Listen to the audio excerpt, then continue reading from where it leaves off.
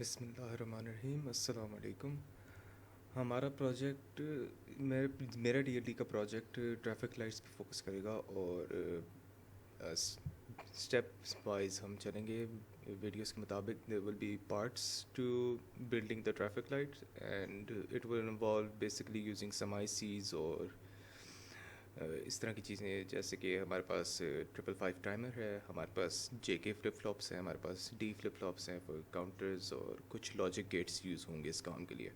तो hopefully this will span across 3 to 5 parts of videos. और अभी जो ये वाला पार्ट चल रहा है, हम इसमें 555 टाइमर की वर्किंग करेंगे और साथ में मैं सारा प्रोसीजर बताऊंगा कि किस तरह से हम बिल्ड कर रहे हैं और क्या क्या वजह हैं उसकी।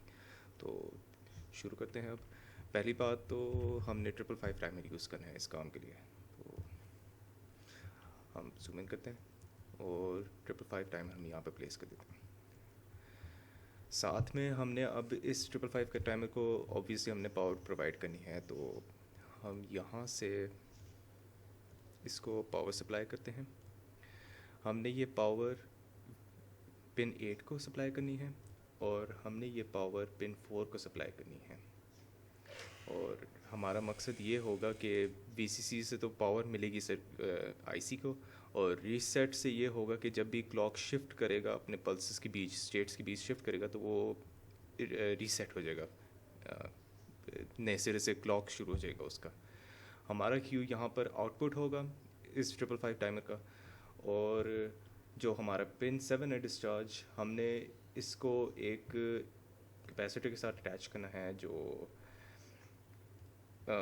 उसकी जो हमारे 555 टाइमर की आईसी की रेट है उसको वो चेंज करेगा। तो यहाँ से हम पिन 6 को जो थ्रेशोल्ड है, हमने उसको पिन 2 के साथ कनेक्ट करना है। पहली बात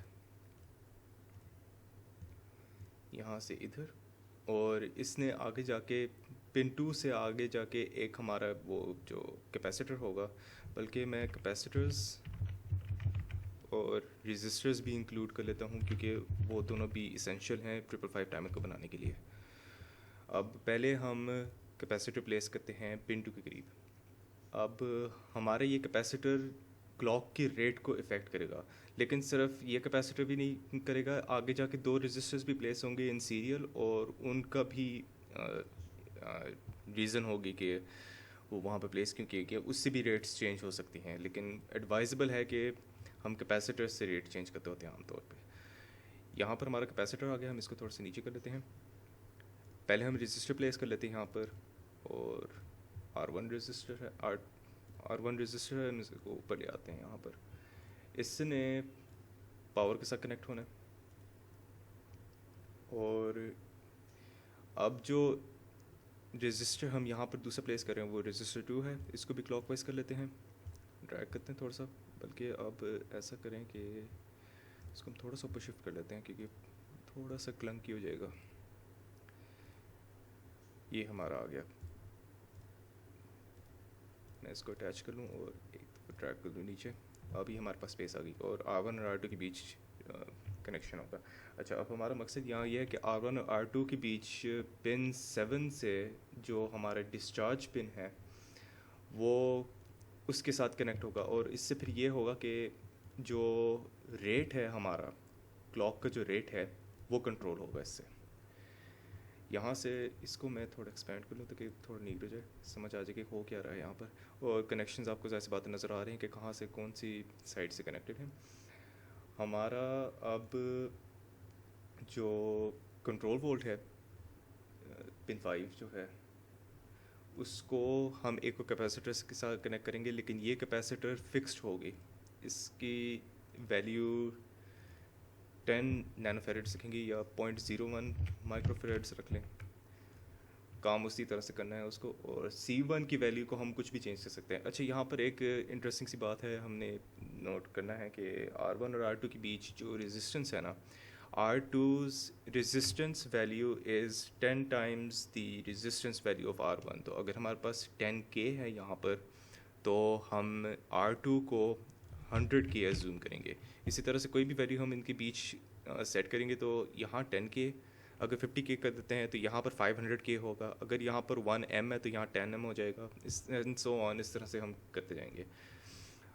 हम ग्राउंड भी प्लेस कर देते हैं ताकि यहाँ से आईसी को तो ग्राउंड जाए एक, दूसरा हमारा जो कंट्रोल पिन है उसके भी हम ग्राउंड करेंगे, और हम इस को भी ग्राउंड करेंगे। हमारे जो कैपेसिटर है, कंट्रोल कैपेसिटर, ये कंट्रोल कैपेसिटर है, ये हमारी वेरिएबल कैपेसिटर, हम इसको चेंज करेंगे तो इसके हिसाब से वैल्यूज़ चेंज होंगी। अच्छा, अब जैसा कि आप देखे जा रहे हैं, I think the circuit is complete, तो हम टेस्ट करने के लिए हम इसको लॉजिक प्रोब लगा लेते हैं। यहाँ पर स्टेट इंडिकेटर है, हमें बताएगा कि कौन सी वैल्यू कब है और if the clock is working और नॉट। हम थोड़ा सा एक्सपेंड कर देते हैं, समझ आ जाए। बिस्मिल्लाहिर्रहमानिर्रहीम। अब देखते हैं सिमुलेटिंग।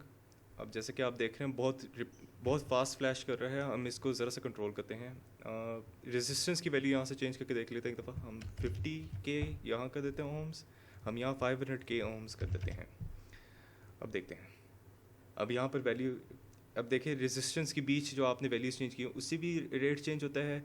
ज़्यादा एडवाइजेबल तो ये है कि कैपेसिटर्स की जो वैल्यू है उसको चेंज करें ताकि उससे भी रेट कंट्रोल हो जाए। अब इसकी फ्रीक्वेंसी 1 हर्ट्ज़ से आ रही है इस वक्त, आई बिलीव 1 हर्ट्ज़ से, ये 2 हर्ट्ज़ है, 1 हर्ट्ज़ से, 1 हर्ट्ज़ से।